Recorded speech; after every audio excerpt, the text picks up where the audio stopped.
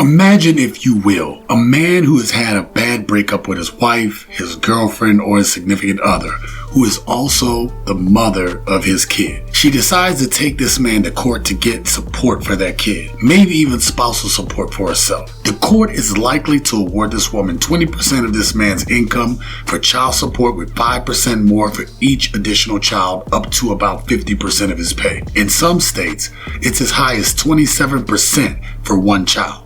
How will paying child support affect this man and his kid's life? What up, gents? Welcome to TSG Uncut. Today we're going to review some actual numbers about how child support affects men and their kids' lives, and how this support via the courts is weaponized against men.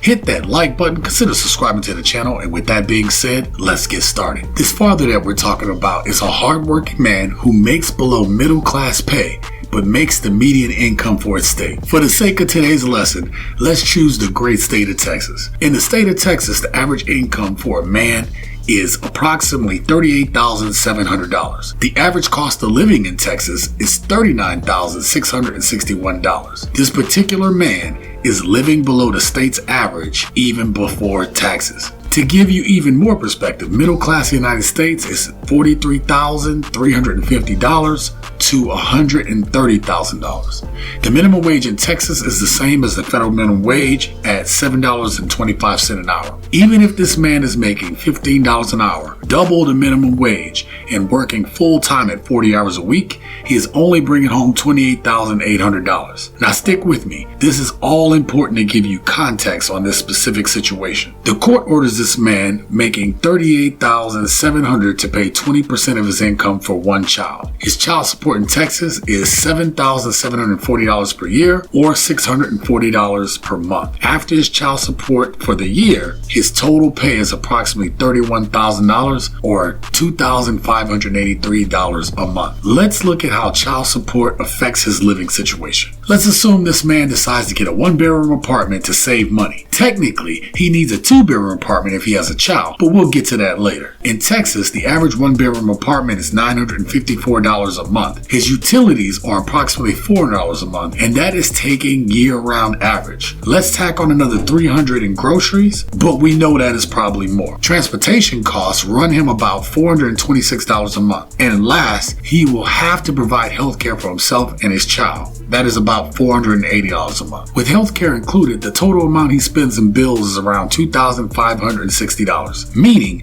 the amount of money he has left at the end of the month is only $23. Without health care included, he has $503 left over. And let's be honest, in this situation, a lot of people are on that prayer care. That's when you pray to stay healthy and for nothing to happen to you. But $23 is the cushion this man has. And remember, we didn't account for taxes. For the sake of discussion, let's say this is his money after taxes. What happens if this man is forced to get a two-bedroom apartment for the sake of being able to see his kid? The average price of a two-bedroom apartment in Texas is $1,083. You may be saying, that's pretty cheap, and you're right, depending on the city you live in. But there is a problem with this number. In most places, you are required to make 2.5 times the rent in order to qualify for an apartment. 2.5 times the $1,083 equals $2,707. This man only makes $2,583. But you're probably saying before taxes, his take home is $3,225. So technically, he would be eligible for a two-bedroom apartment. The reason apartments check if people make 2.5 times the rent is because people whose rent cost exceeds 30% of their income are more likely to default on the rent or lease. Therefore, even though technically he makes enough, his rent costs are almost 42% of his take-home pay. The result of this has the potential to be catastrophic to this man and his child's lives. We will discuss that more in a minute though. In the case of this man having a two-bedroom apartment at $1,083 a month and all the other bills are the same, without health care, his bills would be $2,209 a month. With health care, his bills would total $2,689. In one case, he would be left with $374 for the rest of the month. In the other, he would have negative $106 per month. Let me be the first to tell you that money must come from somewhere. If you live in a deficit, something will have to give. Late on a payment here,